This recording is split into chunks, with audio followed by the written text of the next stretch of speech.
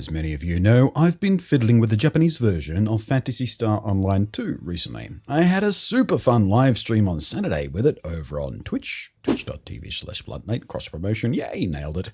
And with an impending Western release of this previously Japan-only MMOJRPG game, it's a big acronym, MMOJARPG. That's the multiplayer online action Japanese role-playing game. Did I get that right? I feel like I got that right. Anyway, it's a game that's been continuously popular for nearly 8 years now. It saw an initial release in July of 2012 and now lives on PlayStation 4, PlayStation Vita, Android, iOS, PC, and Nintendo Switch, and soon, with the North American release, Xbox joins the party too. They never bothered with Xbox in Japan because Japan doesn't care about Xbox. The Xbox and PC North American versions are only timed exclusives though. We don't know what that timed exclusive window is exactly, but we do know that even Phil Spencer himself, president of Xbox, said at last year's E3 reveal of the game coming to the Xbox in the first place, that it will indeed come to other platforms. Of course, he wasn't specific about which other platforms or when, because he's president of Xbox and it's not in his best interest to do that. But yeah. Hello again, I am Blunty, and I hate the YouTube algorithm. It hates me too, and probably calls you names behind your back. So please fight against it with me by slavishly doing a routine of things that actually appease it. Subscribe, thumb up, comment, and share, please. Not just saying it, actually begging, please. So, the Android and iPhone variants of Phantasy Star Online 2 are actually called Phantasy Star Online 2 SE, or C, I sometimes hear it pronounced. They are directly linked to, but aren't actually the full version of the core game. You still use your own characters, your own login, your own items, all that sort of stuff, but the gameplay is actually a little bit different. We currently don't know at all if these two versions of the game will see English ports at all. The Nintendo Switch version, though, which is what this video is mainly about, is a very unusual beast, being one of only a very small fistful of Nintendo Switch games that are in fact streamed from what marketers like to call the cloud, which is actually just a code word for other people's computers that you have no control over. Which is why it is actually titled Phantasy Star Online 2 Cloud. Why the Nintendo Switch version of PSO2 is a cloud-streamed experience and not just a normal game cart or download is a weird one at first.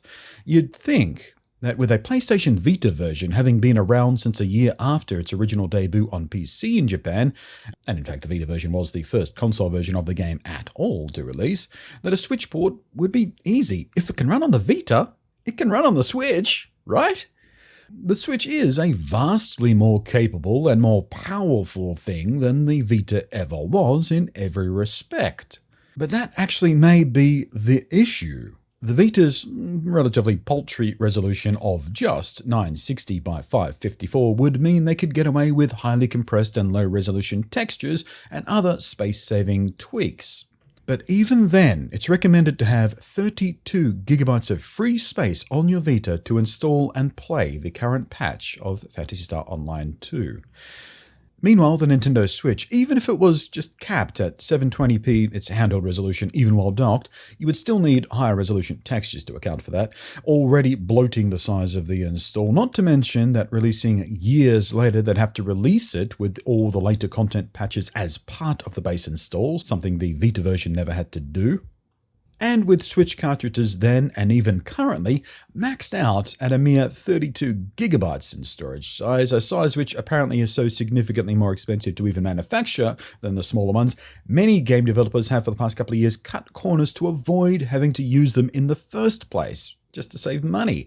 And it was famously an issue for the bloated 31.5 gigabyte mess plus 5 gigabytes extra internal storage for the install that was NBA 2K, which forced it to be download only even if you purchased what looked like a physical copy off the shelf. It was a PR disaster for them. Even now, 64 gigabyte game carts for the Nintendo Switch are only a thing that might be coming soon. There is a company out there making it work, but they're not available yet to anybody to actually use. So, back in 2018, when PSO2 hit the Switch, 32GB was the absolute cap, and a cap that was more or less impractical to think about using anyway, just from a pricing point of view. Even download only was impractical because the base storage of a Switch is only 32GB. Some of which is already, of course, used up by the system install, not to mention whatever other games or game saves or screen captures or video captures you may have on there. All that meant that they'd basically have to force or ensure users have at least a 32GB SD card, something that doesn't come stock with the Switch, and releasing a game that you need to ask some customers to buy extra storage hardware for is just it's not a very user-friendly option. So, all they were left with was the cloud option. Being on the Switch was a very, very desirable thing for Sega and PSO2. They couldn't just skip it because it was hard to do. The Vita version was extremely popular already, not just because PlayStation in general and the Vita itself has a very healthy install base in Japan, but because handheld gaming in general in Japan is many gamers' prime choice. The stereotype suggests that because Japanese homes tend to be smaller, that handheld gaming is just more convenient because they don't have to have a big TV and consoles and cables going everywhere, but I don't know how much truth there is to that, maybe some. I don't think it's the whole story anyway, but it really doesn't matter. It's enough to recognize that the Switch, a Nintendo handheld gaming system, was always highly likely to be very popular in Japan. Those are two things they love in their gaming. Nintendo, handheld. What could possibly go wrong? And in 2018, the Switch had already proven itself to be an absolute beast the world over. So not putting Phantasy Star Online 2 on the Switch at all, even despite the technical and practical issues, would have been a dumb idea. They just kind of had to be there. So they compromised, and a streamed game experience was chosen. An experience, in my research, that has hardly been ideal. It's capped to 30 FPS, as you might expect. It's an inconsistent and often blurry 30 FPS at that, thanks to common cloud gaming issues like packet loss and latency and video compression artifacting. But it does work, and it has worked for a couple of years now. The host install is a mere 51 megabytes, a doddle. On Japanese internet, you could download that before you could pronounce it. Now, I took a look around to see some proper gameplay examples of people using this version of the game. They're a little bit hard to find because not a lot of Japanese uploads happen on YouTube, but it is what I expected. It's the full experience, sure, it looks and sounds and feels just like the full game does on PC or console or whatever, but yeah, it's heavily marred by streaming issues, most notably compression artifacts. And I imagine lag would be a problem for many playstyles too, with the action combat often relying on timed attack and defensive blocks and dodges being properly timed.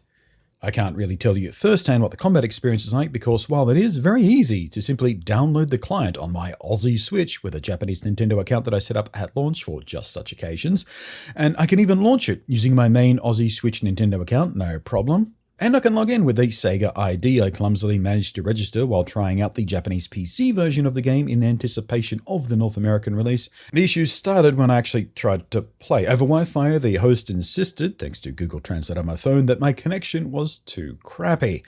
Even with my Switch hooked up to my Ethernet connection to avoid Wi-Fi issues altogether, my Switch sits like 3 meters away from my Wi-Fi router anyway, but even with my Switch dock hooked up to Ethernet, I had the same issue. So my assumption is this is ping related. The translation didn't really give me that much detail, but I suspect it's ping related, not bandwidth. So latency's issue, not the size of my pipes. Giggity, giggity, goo.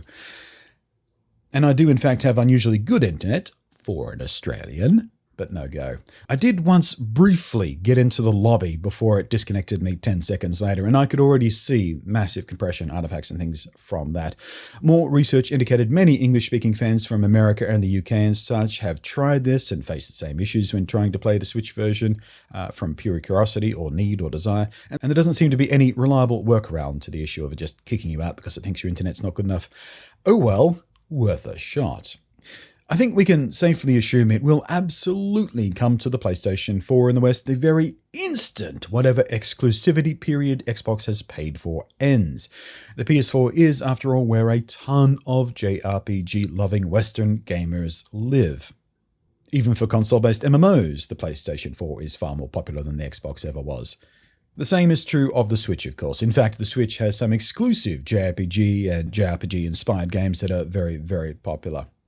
But the wibbly-wobbly existence of PSO2 on the Switch, even in Japan, the home of Nintendo, and of course JRPGs, that's what the J means, and with Japan having some of the largest MMO gamer population density on the face of the planet, how even then they still haven't gotten a native Switch option? So one does wonder now, with the larger Switch carts potentially coming very soon, and with the Vita basically dead and impractical, and the Switch selling better than even the legendary SNES, will Sega take another crack at a native PSO2 on the Switch with the Western release, and the potential further reinvigoration of the property global instead of just in Japan? Or will the North American release see a port of the streaming client? After all, that would seem to be pretty easy to do. The client would be basically the same with a simple translation of the menu options, and you would just stream the English version of the game instead of the Japanese version of the game. That would seem like an easier choice than porting it natively to the Switch, wouldn't it? Because the need still stands as handheld gaming. Westerners are going to want a handheld version of this game. And again, the Vita is sort of dead and gone by now. And of course, the Switch itself is still surging in popularity the world over.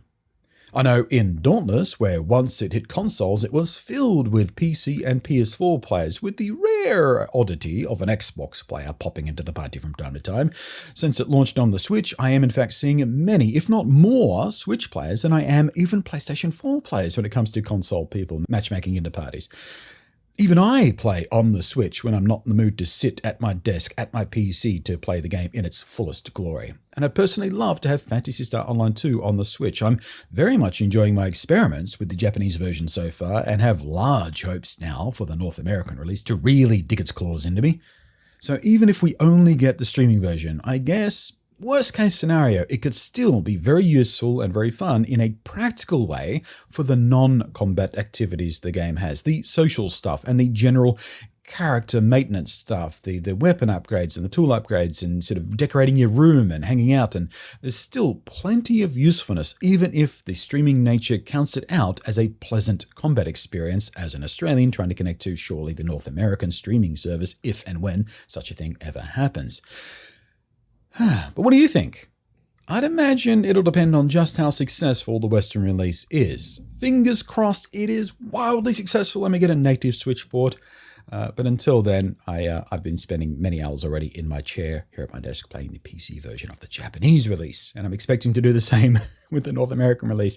I'm going to need an extra cushion for my chair, please. My bum's going to get very numb. Thanks for watching. I am Blunty, and I will catch you next time.